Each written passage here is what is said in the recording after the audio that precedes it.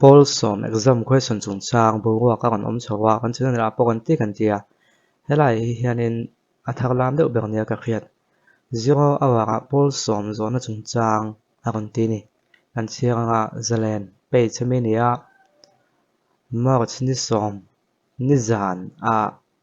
ti chuani o MBSC Paul som exam zona soisep om chung changa education minister in naktuk assembly session a zero awak mangdon nia thudon ani zaren thudon danin school education minister dr vanlal thana chuan Paul som question chung changa naktuk assembly session a zero awak mangin statement a siam dona voin khan MBSC hotu ten hen meeting in malak dan tu kan rel tarlan tawngin MZP le MSU tu chuan Paul som exam zona chung changa hian tu chua an siam baka thu nei tu te an lo soi pui to ni zero awak chu nge ni om zia kan ti mai thea zero awak chu member of parliament hianin engemaw thil khati ang thil thleng chung changa ha ang soi fel kan tar thea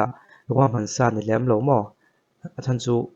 thil kan viral thut chop la chila lo om thut ani wangin khami chung chang han soi fel na ne mo khami bu ruak khami topic han tarlan na han tho chona hun kha mang do na ni ti na ne ya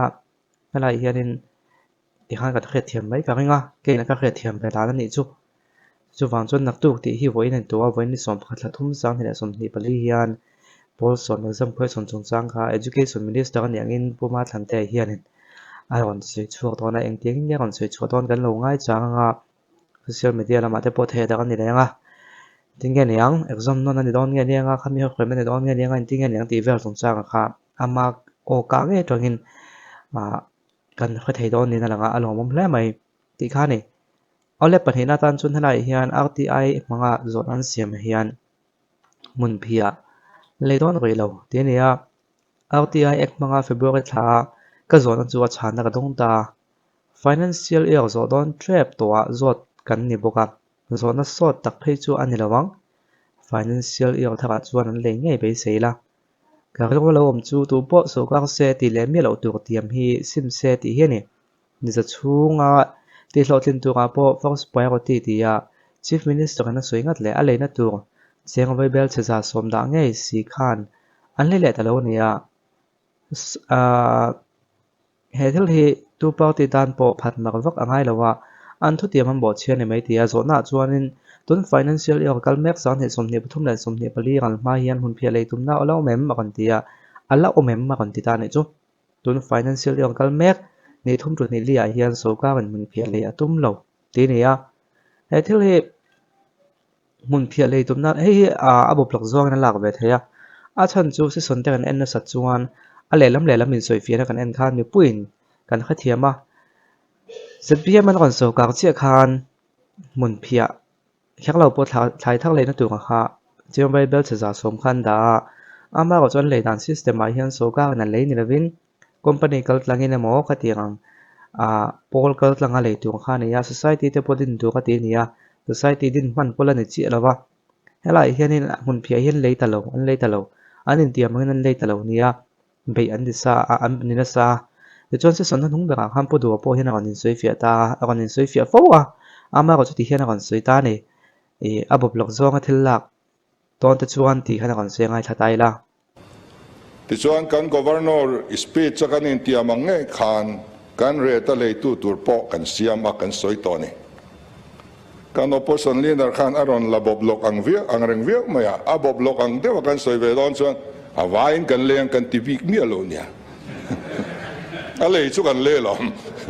kan re tin ale seng lo mai ni ti chuan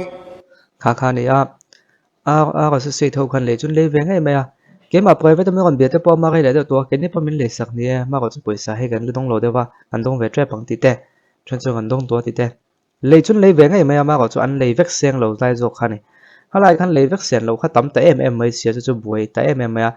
anin ti ama tun financial year ton kan le ton ang ti ve sia le tam mi alo vai bel cha som da thamak ang khan an pu da dewa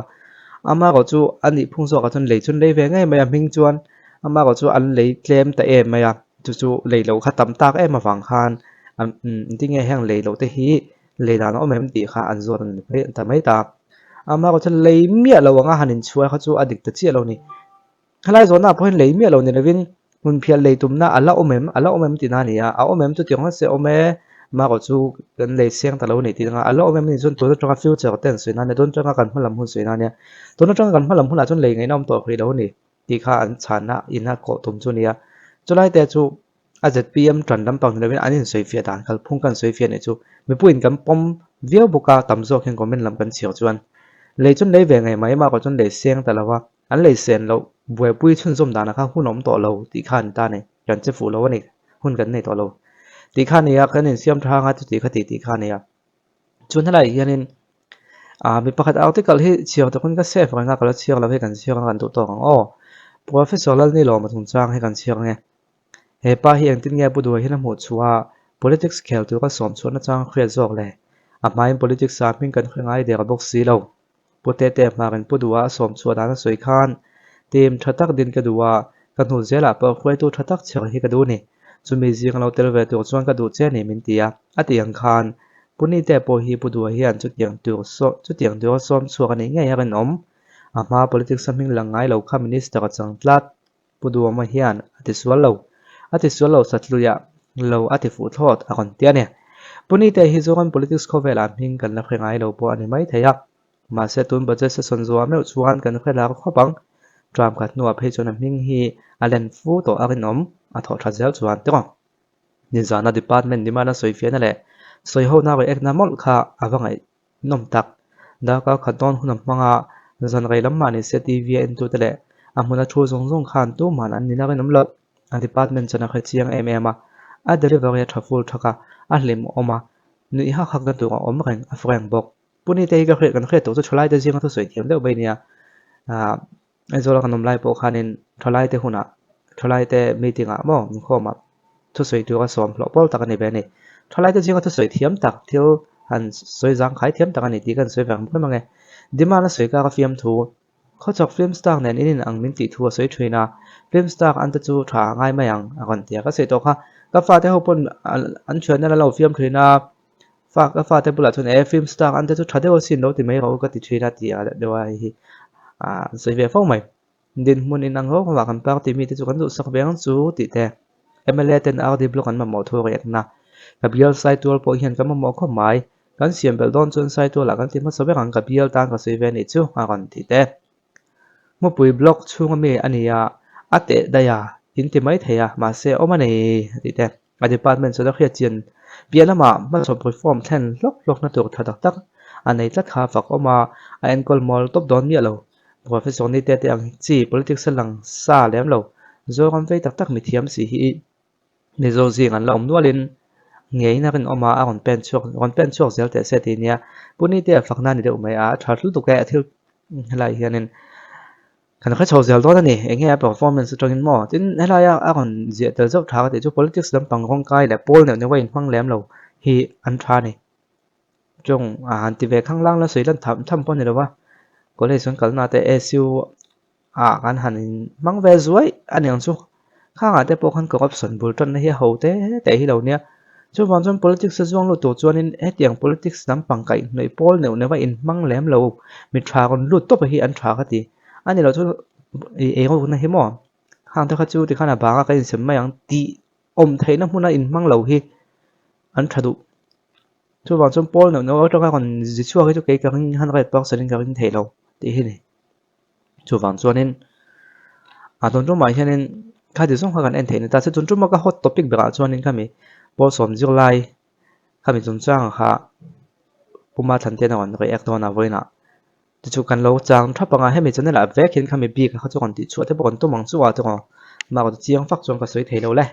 ole kan du tok phodang o chuan video dang update kan no nga ka kan don nia